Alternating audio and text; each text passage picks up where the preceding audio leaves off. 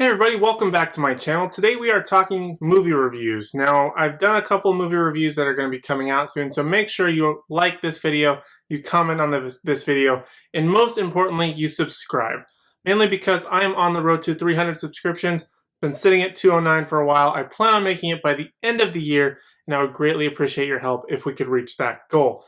But today's review, we're talking about Birds of Prey and the fantabulous emancipation of Harley Quinn, aka just Harley Quinn, Birds of Prey, as they renamed it after the movie came out. Essentially, this movie is very much a Harley Quinn movie, even despite the title. So by them switching the title at the very end and last minute of this, calling it Harley Quinn, Birds of Prey, really makes a lot of sense. This was 100% a Harley Quinn movie from start to finish. Why they didn't want to just call it Harley Quinn out of the gate, I don't know. It would have made a lot more sense and just would have probably been marketed a little bit better rather than getting people looking forward to researching what Birds of Prey are, preparing for this movie. But this is 100% a Harley Quinn movie, but it's not a bad movie. It's not necessarily bad that it's her story. This is very much just her on her own. She's broken up from the Joker. Now she's a big target because she's no longer protected by the Joker. There's a lot of crossing of paths with the Birds of Prey members. With Huntress, with, I don't even remember the other one's names. Huntress, there's the cop, whose name escapes me, and Black Canary. All very different versions than we've seen kind of in prior iterations if you watched anything on the Arrowverse. Also, somewhat just very comic accurate to other things.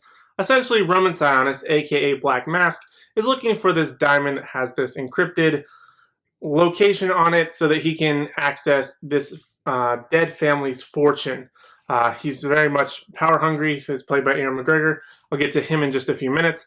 But that's really the story. Harley Quinn comes across someone who has access to this diamond. And so obviously by her being on the run and being wanted, now she's with the person who has information about it. And so just a bunch of things ensue. But this is very much, like I said, a Harley Quinn movie. It actually is very much Harley Quinn's version of Deadpool. That's the best way I can describe this movie. Not that that's a bad thing.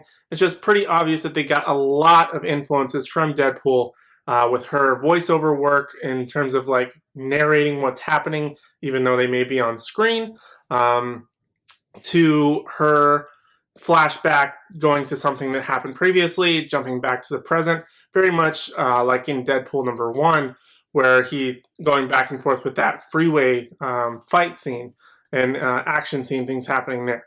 So that's the best way I can describe this movie. Now, let's go ahead and talk about the villain, Roman Sionis, aka Black Mask, played by Ewan McGregor. I actually really liked his version of Roman Sionis. Roman Sionis is meant to be like a weird, quirky kind of guy who's very power hungry. And he does play that very, very well. He plays him very weird, which I liked a lot. It seemed different. It felt different from a lot of villains that we've seen in the past. So it was kind of refreshing to see that. My only nitpick about that would be that we got nowhere near enough Black Mask actual time. He was mainly Roman Sionis. His connection to the mask and what it meant, what it symbolized, having any sort of storyline with it fell completely flat, and there was really nothing there. We could have really used a lot more time there. He's a really interesting character, the very sub-Batman villain that you could put in various other DC movies, but I feel like he was very underutilized despite him being the main villain. There could have been a lot better things happening there, and I wish they would have expanded upon it. Unfortunately, something does happen in this movie where I don't think we're going to probably see much of it in the future, but I feel like this was a very much a one-off type of movie, type of story, but hopefully they can find a way to mix and match it, do like a flashback scene, something like that that will give us the Black Mask that I think we all deserve. Because if we see something like in the Arkham games, Black Mask, was actually really cool. He was just like this gangster guy. Very interesting story if you ever look up Roman Sionis. I'd recommend doing it, because he does have some very twisted kind of past, and like the way that the mask is incorporated with him, or his connection to things, very intriguing things. So I wish they would have elaborated on that. But other than that, this movie was just kind of okay. I am not a big fan of Suicide Squad. Harley Quinn was obviously one of the best things that came out of that movie. But this movie was okay. Definitely better than Suicide Squad, I would say. But I don't think it's worth rushing out to the theaters to go and see. Definitely worth a watch. But it's just not overly great or grand. There's just like, it falls flat in a lot of areas. It feels very familiar to a lot of various story beats. Things that seem important for no apparent reason, like her hyena Bruce, or like her obsession with this egg sandwich. Although the egg sandwich did look delicious, like they spent like a good 5 minutes doing various things about this egg sandwich. A lot of wasted time and things that kind of didn't matter, but it adds to the character of Harley, where she's kind of everywhere in that sort of manic way, and her thought process and things like that. So I guess it really makes sense in that regard. But pretty much everything else is just sort of okay. There's no real birds of prey in this movie until the very end, towards like their big come together moment. But it just happened so late. That's why I feel like the title being Harley Quinn, Birds of Prey makes so much sense. In terms of the Birds of Prey, speaking of them, they all do perfectly fine for what they are. I wasn't in love with any particular character. They had various ties. They kept crossing paths, but just barely missing each other for various story elements throughout the movie. So when they come together, it felt not fully organic, but it definitely felt different enough from a lot of those team-up movies that it just kind of worked. But it's not saying like, wow, this is amazing. I think it's great that they have this girl team-up movie, but I feel like they could have just put that little bit extra flavor in it to make it really more impactful and have a better story, rather than just being such a Harley-focused thing and this sort of girl power moment and things happening so far in the background. But that's just my manly opinion about it. It doesn't really mean anything. Just a guy on YouTube here. But overall, I would have to say that I'm just going to call it Harley Quinn Birds of Prey.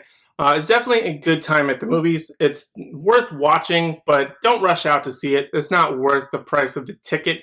Luckily, I didn't have to pay for it. I had a little bit of a concern when I went and saw it, when I did actually finally see it, that this was going to be Suicide Squad all over again with good marketing, but terrible execution. This one had kind of mediocre marketing and a kind of mediocre movie. Nothing too overly outlandish or crazy. But it's still definitely worth a watch. Just check it out later when you can like rent it or get it on like on demand for really cheap.